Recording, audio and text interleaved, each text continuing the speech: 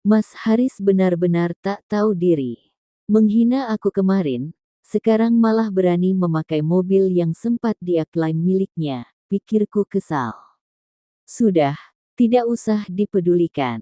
Ayo kita pergi sekarang. Aku menggandeng Nadia dan mengajak ibu serta adikku untuk tetap berangkat malam itu juga. Aku sudah cukup dengan perlakuan semena-mena, dan sekarang saatnya aku memberi kebahagiaan pada keluargaku. Apa kamu tidak dengar? Suara Mas Haris semakin meninggi. Aku tak peduli dengan urusanmu, jawabku tenang.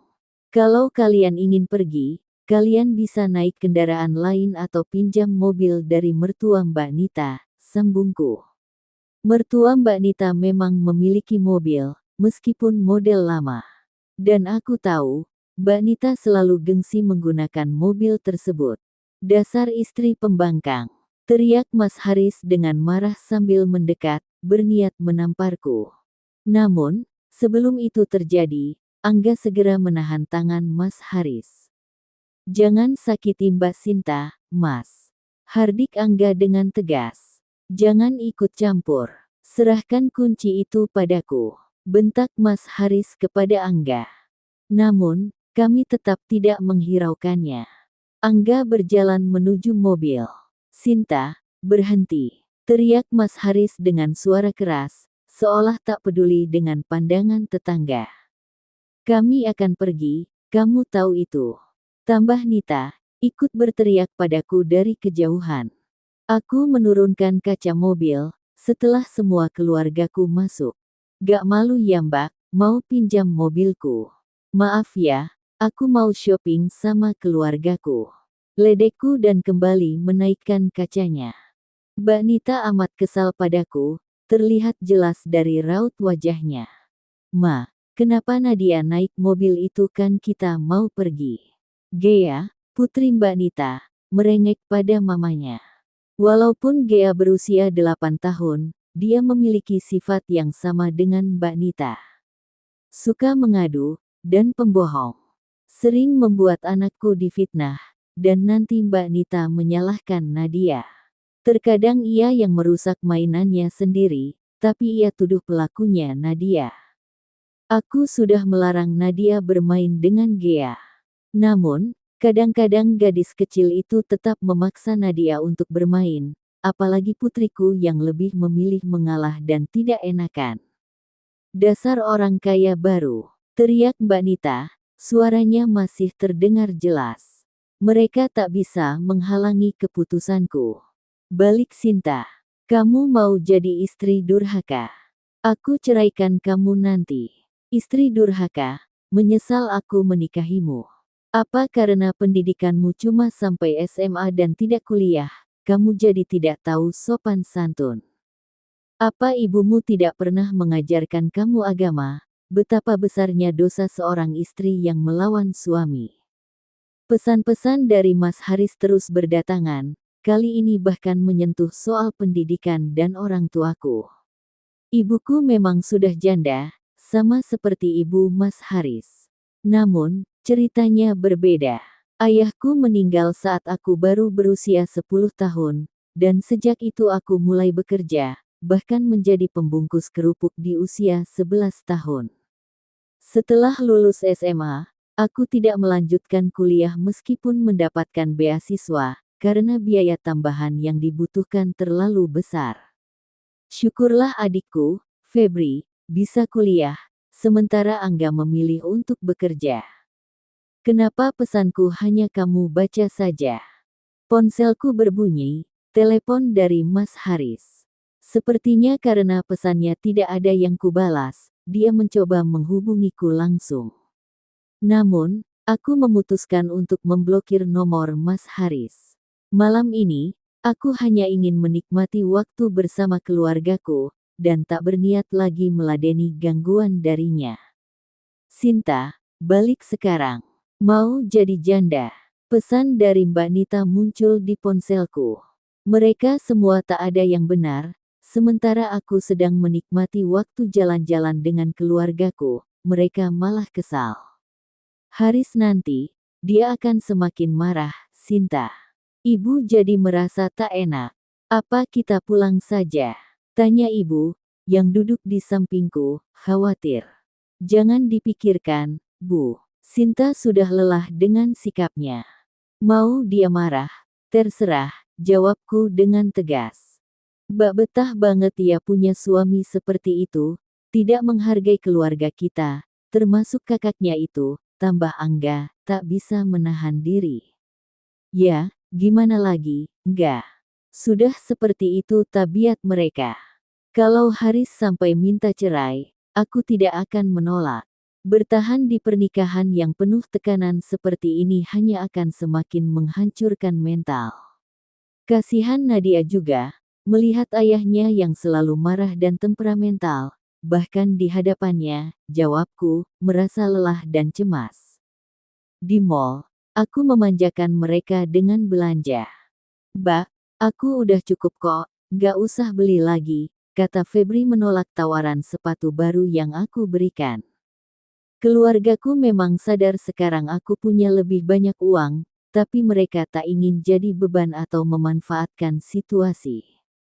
Aku juga membeli pakaian baru untuk Nadia, sepatu, tas, dan beberapa mainan yang dia inginkan. Setelah puas berkeliling, kami akhirnya menuju restoran cepat saji di mall untuk makan. Tadi makan ayam goreng aja bisa habis 500.000, Sinta. Mending beli di luar sana, cuma 7.000 seporsi, ujar ibu. Ya, Bu, harganya memang segitu, tapi tempatnya nyaman dan kita bayar pajak juga. Sesekali nggak masalah kan? Jawabku sambil tersenyum. Tapi nasi Padang tetap enak, Mbak, hehe, kata Febri sambil tersenyum. Tapi makasih banget ya, Mbak, udah traktir kita semua, tambah Angga dengan rasa terima kasih. Sama-sama, nanti kita jalan-jalan ke tempat wisata juga ya, jawabku. Sejak dulu aku memang ingin sekali mengajak ibu dan adikku untuk berlibur, dan akhirnya hari itu aku bisa mewujudkannya. Karena itu juga, aku membeli rumah yang atas nama ibu. Perjalanan dari mall menuju rumah memakan waktu sekitar 1 jam. Aku pulang duluan sementara mobil dibawa oleh Angga. Besok keluargaku akan pindah ke rumah baru. Selain itu, aku juga berencana untuk menyewa ruko dan membuka usaha. Ingin memulai dengan toko sembako, langkah pertama menuju impian memiliki minimarket. Saat ini, toko sembako adalah langkah kecil, dan aku yakin bisa berkembang secara bertahap. Rumah terkunci, untungnya aku membawa kunci cadangan. Sepertinya, Mas Haris sudah pergi bersama keluarganya. Nadia tertidur nyenyak, dan aku dengan lembut menyeka wajah putriku. Aku masih bingung, kenapa Mas Haris begitu acuh terhadap Nadia, padahal dia adalah anak kandungnya. Bahkan dalam hal makanan, dia tak mau mengalah pada anaknya sendiri. Teleponku dibanjiri pesan-pesan dari Mbak Nita, dan aku memutuskan untuk menghapusnya tanpa membacanya. Aku juga membuka blokir nomor Mas Haris. Lalu, aku mengecek pendapatan yang aku dapatkan dari afiliasi.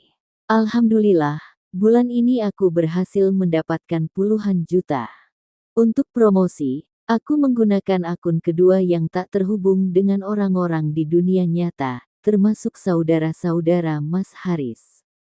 Aku merasa lebih nyaman seperti ini. Selain itu, aku juga punya grup di Telegram, sekali membagikan link, pasti langsung ramai. Partnerku dalam tim juga mendapat hasil yang bagus, hampir setara dengan pendapatanku.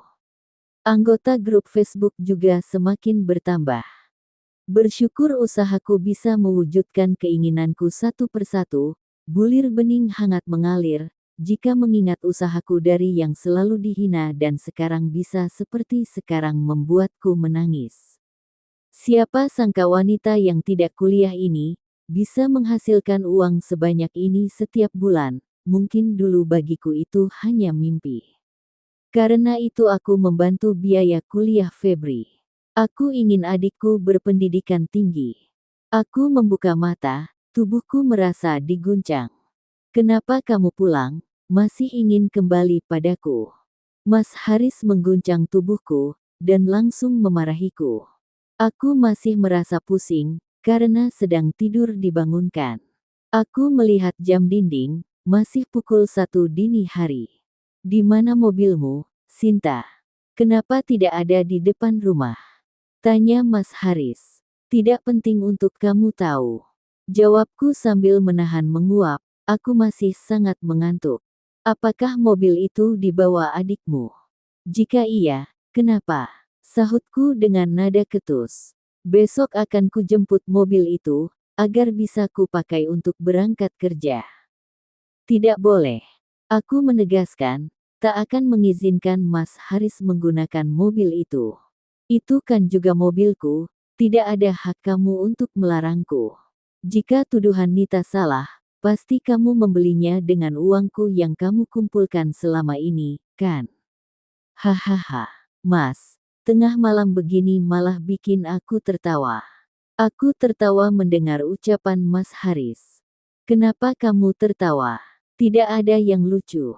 Jangan mengejek aku, Sinta. Mas Haris tampak kesal, jelas terlihat dari ekspresinya, karena aku menertawakan tuduhannya yang memang terasa konyol.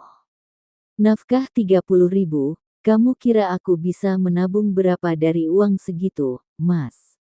Hah, kamu kira yang kamu kasih itu puluhan juta, sampai aku bisa punya tabungan dari uangmu? Yang ada, hidup pas-pasan dan sering menahan lapar. Mas Haris mengusap wajahnya, tampak kesal. Terus, bagaimana bisa usahamu menghasilkan banyak uang? Serahkan ponselmu, aku mau lihat. Pintanya, menginginkan ponselku. Kalau kamu mau periksa ponselku, aku juga ingin melihat ponselmu. Jawabku, ada apa? Tidak ada yang aku sembunyikan. Mas Haris menolak permintaanku. Aku dengar dari Mbak Rani, beberapa waktu lalu dia melihat kamu makan bakso bareng Reta.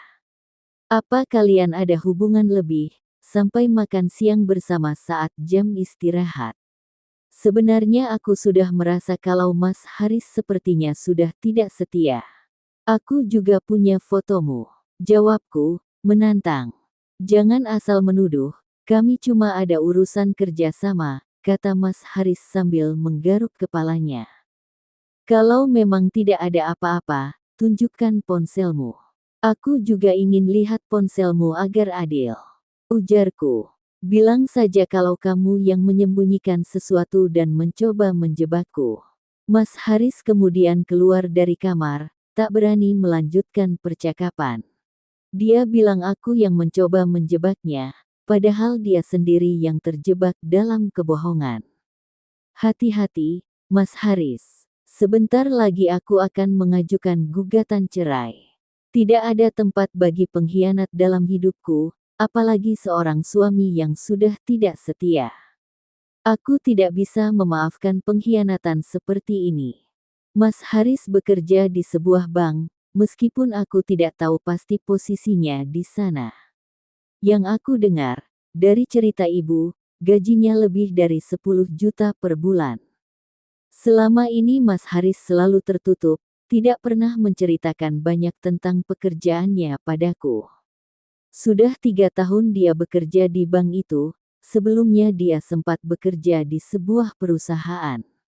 Tapi, anehnya, jika ada acara atau undangan, Mas Haris tak pernah mengajak aku ikut. Berikut adalah versi yang telah diubah. Aku mengirim pesan kepada Angga untuk membawa mobil itu ke rumah baru. Di sana ada garasi yang lebih aman. Aku tidak ingin nanti Mas Haris datang dan membuat keributan di rumah ibu hanya karena masalah mobil. Sejujurnya, aku baru teringat untuk membeli mobil itu atas nama ibu. Jika suatu saat kami bercerai dan Mas Haris mengajukan klaim harta bersama, hal itu bisa menjadi masalah. Aku harus lebih berhati-hati. Setelah BPKB mobil itu keluar, aku berencana untuk segera balik nama. Aku bisa belajar dari pengalaman yang aku baca di sebuah cerbung di aplikasi. Cerita tentang seorang istri yang dituntut harta gono gini itu membuatku semakin sadar. Aku cari Angga, tapi rumah ibumu sepi. Mereka kemana? Tanya Mas Haris yang baru saja kembali. Ternyata dia datang dari rumah ibuku. Ternyata dugaanku benar. Aku tidak tahu, Mas, jawabku sambil menyiapkan sarapan untuk Nadia. Nanti bilang ke Angga untuk antar mobil itu. Aku pergi kerja dulu, kata Haris, lalu pergi begitu saja. Aku hanya mendengus kesal mendengar perkataannya. Siapa dia bisa begitu mengatur? Suami yang menyebalkan. Aku meminta ibu memilih 2 cincin dan gelang. Satu saja cincin itu, Sinta, jawab ibu dengan lembut. 2, Bu. Bisa jadi tabungan juga, kataku sambil tersenyum. Setelah mengantarkan Nadia, aku mengajak ibu ke toko emas. Begitulah ibu, kadang merasa tidak enak dengan anaknya sendiri. Mau jual cincin, Bang, ucap seorang wanita dengan suara yang terasa familiar bagiku. Toko emas itu sedang cukup ramai, dan ternyata itu Mbak Nita, yang tampaknya berencana untuk menjual cincinnya. Begitu dia menyadari keberadaan kami, tatapannya langsung tertuju padaku. Totalnya 22 juta, Bu, ujar pegawai toko yang sedang melayani kami setelah selesai menghitung emas yang kubelikan untuk ibu. Mbak Nita tampak terkejut mendengar jumlah yang disebutkan. Aku segera mengambil uang tunai dari tas.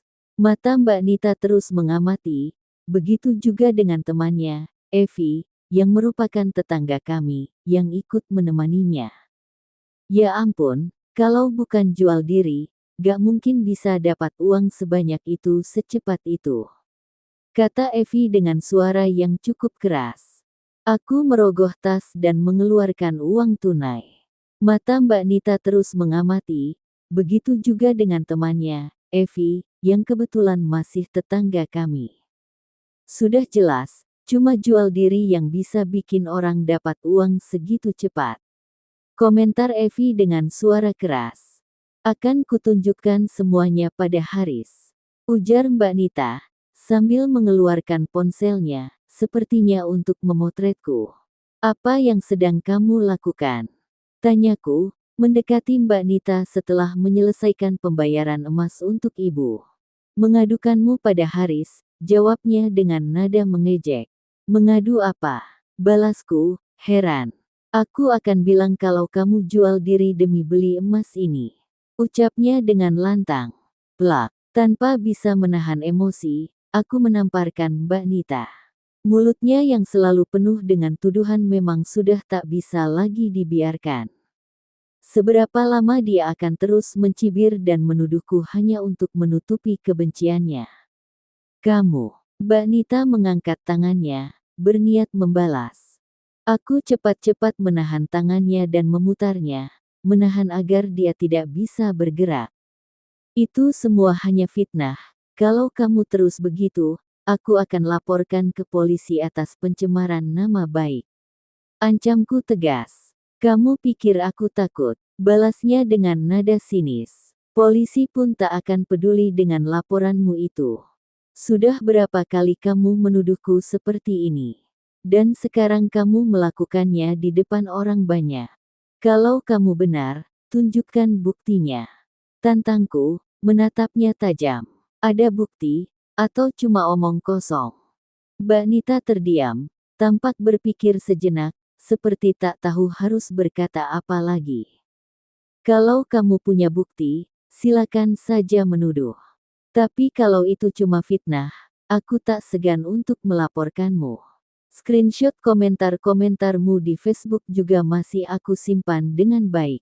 Di sana jelas sekali kamu sudah menyebarkan fitnah, dan itu ditujukan padaku. Ujarku dengan tegas. Dan kamu juga, jangan asal bicara. Mau aku tunjukkan videomu yang tertangkap di hotel murah bareng suaminya Wida.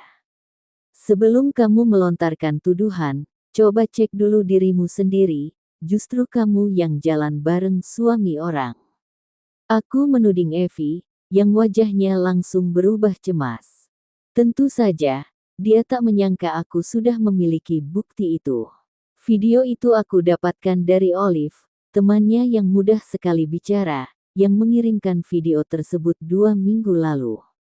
Hubungan mereka sudah putus karena perselisihan, jadi mungkin bukan cuma aku yang menerima video itu, tapi beberapa tetangga lainnya juga. Namun Olive tak berani memberitahukan hal ini kepada Wida. Aku mengeluarkan ponsel dan memutar video itu, membuat Evi semakin terlihat pucat dan gugup. Ucapanku kali ini jelas bukan main-main. Keduanya hanya terdiam, tampak bingung dan malu, atau mungkin sedang memikirkan akibat dari apa yang sedang mereka hadapi. Evi dengan cepat menarik tangan Nita dan mencoba untuk pergi. Kalau pasangan kalian tahu, bagaimana ya? Godaku sambil tersenyum sinis. Jangan coba-coba ganggu rumah tanggaku. Evi mengancam dan melanjutkan langkahnya, berusaha seolah tak terpengaruh. Ada apa? Jadi batal jual cincin? Tanyaku sambil melirik mereka yang terus berjalan tanpa menoleh. Lucu rasanya, meski suaminya kaya, Evi tetap saja berselingkuh dengan suami orang. Dalam pikiranku terlintas untuk menunjukkan video ini kepada Wida, tapi sepertinya itu bukan pilihan yang bijak. Bisa-bisa aku yang malah terjerat masalah.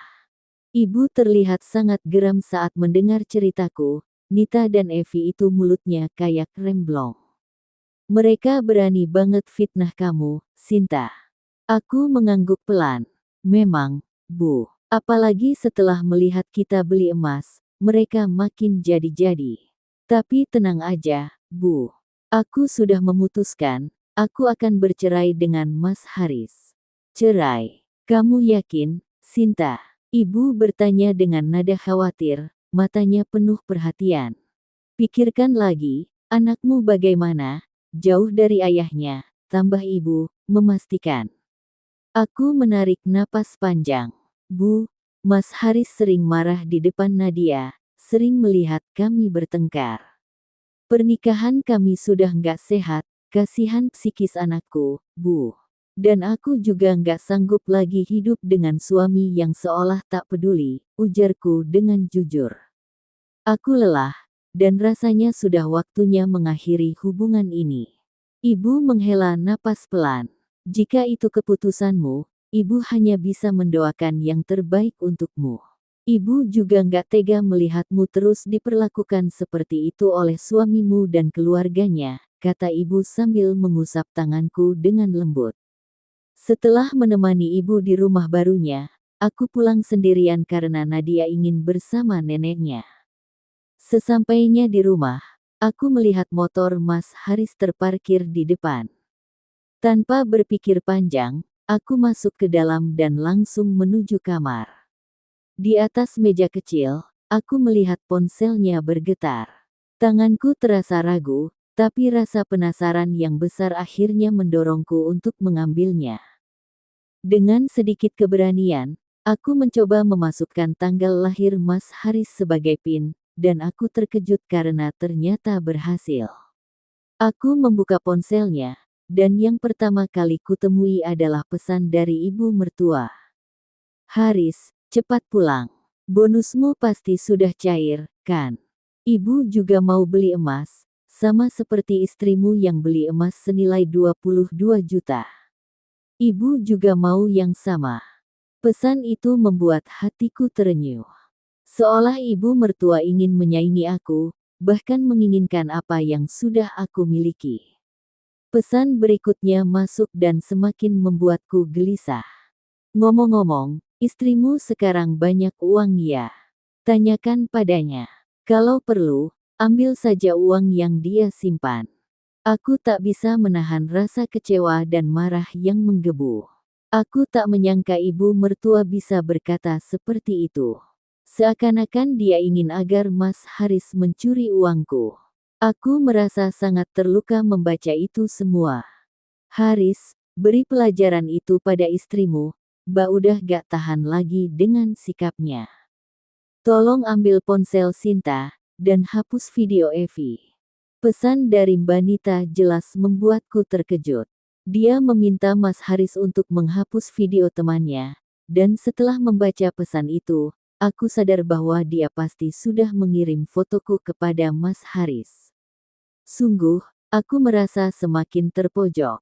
Dengan rasa curiga yang semakin membesar, aku memeriksa tas kerja Mas Haris.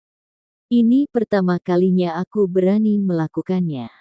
Di dalam tas, aku menemukan sebuah amplop coklat. Apakah ini uang bonus yang ibuku maksud? Aku ragu sejenak, namun aku berpikir, tidak ada salahnya jika aku mengambilnya. Lagi pula, dia masih suamiku, dan selama ini aku selalu mengalah. Aku juga berhak menikmati sedikit dari uang itu. Tanpa berpikir panjang, aku memasukkan amplop itu ke dalam tas. Sepertinya Mas Haris masih di kamar mandi, jadi aku memutuskan untuk pergi ke rumah ibu sebentar. Pov Haris. Sinta belum pulang juga. Setelah mandi, aku mengambil ponsel untuk menelponnya. Sejak ada uang, Sinta mulai bertingkah aneh. Bahkan dia mulai lalai dengan tanggung jawabnya sebagai istri, sering melawan dan membantah perkataanku. Dulu, Sinta selalu menurut dan patuh, tapi sekarang dia sangat berbeda. Ibu dan Mbak Nita mengirim pesan lagi. Aku membuka pesan-pesan itu sebelum menelpon Sinta. Haris, nanti kamu kesini setelah maghrib ya. Bonusmu berapa semuanya? Ibu sudah nggak sabar pengen beli perhiasan baru. Pesan dari ibu. Aku scroll ke atas, dan menemukan pesan sebelumnya yang tak jauh dari membahas uang dan permintaan membeli emas karena Sinta membeli emas senilai 22 juta untuk ibu, Mbak Nita yang bilang tadi. Aku semakin pusing memikirkan dari mana sumber uang Sinta. Apa yang dia kerjakan? Sinta hanya ibu rumah tangga, lulusan SMA. Selama ini, dia tidak punya uang kecuali aku memberinya nafkah. Apa mungkin Sinta terlibat sesuatu yang gelap, seperti pesugihan, sehingga bisa kaya mendadak? Tapi dia tidak pernah menunjukkan hal yang mencurigakan, dia hanya di rumah saja. Berikut adalah versi yang diubah. Ibu bilang saat itu memata-matai Sinta, untuk membuktikan dia jual diri atau bertemu pelanggan. Tapi hasilnya tak ada pria yang berkunjung ke rumah saat aku bekerja, sekalinya dia pergi selalu dengan ibunya. Haris, sudah kamu hapus belum videonya? Cepat kabari, Mbak. Spam chat dari Nita. Video apa sih yang dimaksud? Video Evi di ponsel Sinta. Ada masalah apa lagi Sinta dengan Evi? Sudahlah aku malas menanggapinya, pusing memikirkan istriku yang tak kunjung pulang. Aku ingin bicara tegas pada Sinta agar ia menghormatiku lagi sebagai suaminya. Aku harus bisa membuat Sinta patuh kembali serta memberikan mobilnya padaku dan memberitahu sumber uang yang ia dapat. Selama ini aku sudah menafkahinya, masa sekarang dia banyak uang mau senang sendiri dan aku dilupakan, tak akan kubiarkan.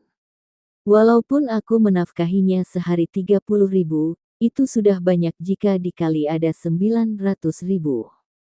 Sedangkan kami menikah hampir 9 tahun, berapa banyak uang yang aku gelontorkan untuk Sinta dan Nadia. Belum lagi biaya yang lain. Sudah menunjukkan pukul 19, saatnya aku menuju rumah ibu seperti yang diminta. Kemarin, aku ada urusan bisnis dengan Adit dan alhamdulillah, dia memberiku bonus 20 juta. Setidaknya, aku bisa memberikan ibu sebagian uang untuk membeli emas, meskipun tidak sebanyak yang dia inginkan, karena uangku hanya cukup 20 juta. Yang penting, ibuku bisa senang dan memiliki perhiasan baru agar tidak merasa malu. Selain itu, Kiki juga butuh uang muka untuk motor baru, karena dia membutuhkan kendaraan untuk kuliah yang akan dimulai 2 minggu lagi. Aku berencana memberinya 5 juta. Tapi, di mana uang itu? Dek, aku yakin amplop coklat itu ada di dalam tas kerjaku tadi, namun sekarang amplop itu sudah menghilang. Kemana perginya? Bukankah amplop itu tidak bisa berjalan sendiri? Aneh, aku yakin sekali menaruhnya di sini. Aku selalu hati-hati soal uang, tidak mungkin aku salah tempatkan. Mustahil uang itu hilang begitu saja, tapi di mana? Aku menggaruk kepala dengan frustasi, merasa kesal. Jangan-jangan aku kehilangan uang itu. Siapa yang bisa mencurinya? Tapi sepanjang hari ini, aku sendirian di rumah. Aku menelpon Sindeta, dan Sinta akhirnya menjawab. Kamu di mana? Kenapa belum pulang juga? Lupa sama kewajiban sebagai istri ya? Suami pulang kerja, bukannya disambut di rumah dengan kopi, malah asyik di luar. Tegurku dengan nada marah dari telepon. Aku di rumah ibu, mungkin akan menginap di sini, jawabnya dengan nada santai. Aku terkejut, bagaimana mungkin istriku bisa begitu tenang setelah mendengar aku marah. Apa pikirannya sudah tidak fokus lagi? Pulang, Sinta. Aku kehilangan uang, tolong pinjami aku dulu, ucapku dengan cemas. Aku merasa kasihan pada ibu jika tidak bisa memberi uang yang dijanjikan, apalagi Kiki juga sangat membutuhkan. Sebagai anak laki-laki, sudah seharusnya aku memenuhi kebutuhan keluarga, terutama ibu. Uangmu hilang. Berapa banyak, Mas? Tanya Sinta, terdengar heran. 20 juta. Jawabku dengan jujur. Aku tak punya pilihan lain, dan aku butuh uang itu. Aku tahu, Sinta, sekarang kamu punya banyak uang, Kiki butuh uang untuk uang muka motor baru, dan ibu. Kenapa, ibu? Tanyanya. Ibu juga membutuhkan uang untuk membeli sesuatu, jawabku terbata-bata, hampir saja aku mengungkapkan bahwa ibu ingin membeli emas. Motor Kiki kan masih bagus, kenapa harus beli yang baru? Sinta mempertanyakan dengan nada tak terlalu setuju. Sinta, kamu ini banyak tanya aja, aku hanya ingin yang terbaik untuk adikku. Aku akan segera menyusulmu ke sana untuk ambil uang itu. Mas, kamu punya banyak uang tapi malah lupa dengan tanggung jawab terhadap anak istri. Hanya keluarga kamu yang kamu perhatikan. Bahkan Nadia pun sepertinya terlupakan, pantas saja uangmu hilang karena pelit dengan istri dan anak. Sinta langsung memutuskan telepon setelah mengatakan aku pelit. Sungguh, dia tidak memberi kesempatan untukku menjelaskan. Aku bisa mendapatkan banyak uang karena doa ibu, jadi wajar jika aku ingin membahagiakan ibu dan saudara-saudaraku. Tapi Sinta selalu melihat hal-hal dengan cara yang sempit. Aku harus segera menemui dia, aku butuh uang itu untuk ibu. Masalah ini semakin membuatku pusing, bonus yang seharusnya jadi harapan malah hilang. Ponselku tiba-tiba berdering, ternyata dari Reta. Halo, Mas. Gimana besok? Jadi kita pergi ke kebun binatang dengan keluarga? Tanya Reta. Ya, tentu saja. Itu kan sudah kita rencanakan beberapa hari yang lalu, jawabku. Suara Reta yang lembut selalu berhasil membuat hatiku berdebar, berbeda dengan suara Sinta yang selalu ribut seperti singa, yang justru membuatku kesal. Aku tunggu besok, ya, Mas, katanya, lalu kami menutup telepon. Keluargaku, termasuk Mbak Nita dan anaknya, berencana untuk liburan ke kebun binatang di akhir pekan ini. Rencana ini sebenarnya berasal dari Mbak Nita, yang mengajak jalan-jalan karena mumpung ada mobil baru. Biasanya kami menyewa mobil, tapi kali ini aku punya mobil pribadi, dan harganya cukup mahal. Sudah menjadi kebiasaan bagiku untuk mengajak ibu dan saudara-saudaraku berlibur agar bisa bersantai sejenak. Aku buru-buru menuju rumah ibu mertua untuk mengambil mobil dan sekaligus meminjam uang dari Sinta. Padahal sebelumnya, aku sudah merencanakan untuk membeli cincin emas untuk Reta besok, bersama ibu. Pof Sinta. Mas Haris mengira uangnya hilang, padahal uang itu ada padaku. Untungnya aku cepat menuju rumah ibu membawa uang ini. Aku rasa lebih baik uang ini aku manfaatkan untuk perawatan diri ke salon. Sebagian aku tabung untuk Nadia. Anggap saja ini adalah bagian dari nafkah yang tertunda selama ini, meskipun tentu saja jumlah ini masih kurang jika dibandingkan dengan gaji yang seharusnya dia berikan padaku. Aku tidak tahu pasti berapa gaji Mas Haris sebulan, tapi setidaknya dia memberi 30.000 per hari, yang sangat tidak cukup untuk kebutuhan kami. Aku tidak menuntut hidup mewah, hanya ingin hidup yang cukup untuk sehari-hari tanpa kekurangan. Namun, dia rutin memberikan uang dalam jumlah besar kepada ibu dan saudaranya. Karena itu, aku tidak merasa bersalah mencari penghasilan sendiri. Aku tidak sanggup lagi hidup seperti ini. Pernikahan kami sudah berlangsung 9 tahun, dan aku sudah lama bertahan dengan mengorbankan mental dan perasaanku. Dulu, aku sering menangis dan berusaha sabar, tapi sekarang aku tidak akan menangisi nasibku lagi. Ponselku berdering, dan tampak nama Mas Haris muncul di layar. Pasti dia mencari-cari aku di rumah ibu, ingin meminjam uang. Aku bisa menebak, ibu mertua pasti merengek minta dibelikan emas, dan Mas Haris tahu betul kalau baru saja aku membeli perhiasan untuk ibu. Aku malas menjawabnya. Tak ada niat untuk meminjamkan dia uang, apalagi jika itu untuk Kiki, adik iparku, yang tak henti-hentinya meminta uang. Aku sudah lama curiga, dia kuliah cuma untuk gengsi, sering bolos pula. Febri, adikku, yang bercerita karena mereka satu kampus. Sekarang Kiki minta motor, besok mungkin mobil. Sudah gemas aku dengan keluarga Mas Haris. Kenapa rumah ibu sepi? Kalian di mana? Sinta, kamu di mana? Mas butuh kamu sekarang. Pesan dari Mas Haris kembali masuk. Mas Haris tidak akan bisa menemukanku sekarang. Rumah ibu sudah pindah, dan tidak ada tetangga yang tahu tempat baru kami. Bahkan jika dia bertanya, mereka tidak akan bisa memberikan informasi. Semua perabotan di rumah ini aku beli baru, hanya beberapa barang penting yang kami bawa, seperti sertifikat. Aku memutuskan untuk memblokir nomor Mas Haris lagi. Aku butuh waktu untuk diri sendiri, tanpa gangguan darinya. Aku sudah bertekad untuk mengurus perceraian ke pengadilan agama, tapi itu akan kutunda sampai BPKB mobil sudah balik nama. Aku tak ingin dia menuntut bagian apapun. Semoga semuanya berjalan sesuai rencanaku. Pagi ini adalah hari libur, Nadia tidak ada sekolah, dan aku berniat untuk pergi ke salon dan mengajak Nadia ikut. Nadia lebih suka di rumah sama nenek, Bu. Jawab Nadia menolak ajakanku. Semalam kami menginap di rumah baru, yang memiliki televisi layar besar dan ruang yang luas serta nyaman, membuat Nadia betah. Sejak tadi pagi, setelah sarapan, dia sibuk menonton film kartun. Nadia, lebih baik di rumah sama ibu saja, ya.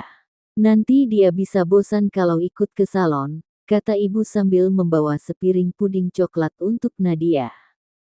Nadia jangan ganggu nenek, ya. Mama mungkin pulang nanti sore, tambah ibu. Iya, Bu, jawab Nadia sambil tersenyum. Aku merasa lega melihat Nadia senang dan nyaman di rumah ini. Tidak ada keributan dari keluarga Mas Haris, terutama dari Gea yang sering mengajak Nadia bermain, yang malah berakhir dengan Nadia dimarahi oleh Mbak Nita. Setelah itu, aku ke salon dan tidak lupa untuk mengambil selfie sebelum perawatan dimulai. Aku juga membuat video pendek yang kuunggah ke story WhatsApp. 5 menit setelahnya, aku iseng memeriksa, dan ternyata Mbak Nita, Kiki, dan beberapa keluarga Mas Haris sudah menjadi penonton setia. Kamu lagi di salon mana? Pesan dari Mbak Nita. Suaminya baru saja kehilangan uang, malah kamu asyik ke salon. Kali ini pesan dari Kiki. Aku hanya membaca tanpa membalasnya. Sudah hampir 5 jam aku menikmati perawatan di salon, dan hasilnya luar biasa memuaskan. Rasanya menyenangkan juga menikmati hasil uang suami, jika saja Mas Haris lebih royal dan memenuhi kewajibannya sebagai kepala rumah tangga. Kalau dia benar-benar menafkahi dengan baik, aku pasti tak akan pernah berpikir untuk meninggalkannya atau bahkan meminta cerai. Setelah selesai dari salon, aku melanjutkan ke toko pakaian dan membeli beberapa barang yang sudah lama aku incar. Aku juga tidak lupa merekam beberapa video pendek di sana. Mungkin memang terdengar norak, tapi bagiku ini cara untuk membuat mereka semakin geram. Aku bisa membayangkan ekspresi mereka saat iri melihat semua postingan ini. Pulang, kamu dicari Haris. Suami sendiri di blok, dasar istri brengsek. Pesan terbaru dari Mbak Nita di balasan statusku. Masih banyak chat dari Mbak Nita yang penuh spam, tapi aku tak berniat untuk membalasnya. Aku sedang mengecek status Facebook milik Mbak Nita. Ternyata keluarga mertuaku sedang berlibur ke kebun binatang di luar kota. Semakin aku scroll berandanya, aku melihat mereka sedang makan di sebuah rumah makan Padang, dan yang menarik perhatianku adalah kehadiran Reta. Jadi, ternyata Mas Haris mengajak keluarganya dan Reta ikut serta. Reta bahkan duduk di sebelah Mbak Nita. Si cantik, Barbiku. Kalau diajak jalan, gak pernah bikin malu, tulis Mbak Nita dalam captionnya, memuji Reta. Reta memang tampak cantik dengan rambut panjang coklatnya. Matanya memakai soft lens, karena dia memang selalu berdandan rapi setiap hari untuk bekerja. Tak lama, muncul status baru dari Mbak Nita, yang memang sangat rajin berbagi selfie dan update status. Kenalin nih beban suami, yang gak perlu kerja. Cukup di rumah dimanjakan, sibuk ngabisin uang suami. Gak kayak yang satu itu, harus kerja keras buat beli mobil baru. Astagfirullah, Mbak Nita. Kenapa masih saja menyindirku dengan cara seperti ini? Seolah tak puas membahas mobil yang baru saja kubeli. Seandainya suamiku menafkahi dengan pantas, pasti aku juga akan dimanjakan. Tapi lihatlah, dia cuma memberi 30.000, setelah gajian dibagi-bagi ke keluarganya. Termasuk kamu, yang sering minta uang, bahkan kadang sampai 2 juta. Kalau sudah merasa cukup, kenapa masih terus meminta uang dari suamiku? Jangan juga ngomong soal kerja haram, mau masuk bui, video itu masih ada, loh. Ya Allah, maafkan aku yang sampai berkata seperti ini, tapi aku sudah sangat kesal dengan Mbak Nita yang terus-terusan menyindirku di media sosial.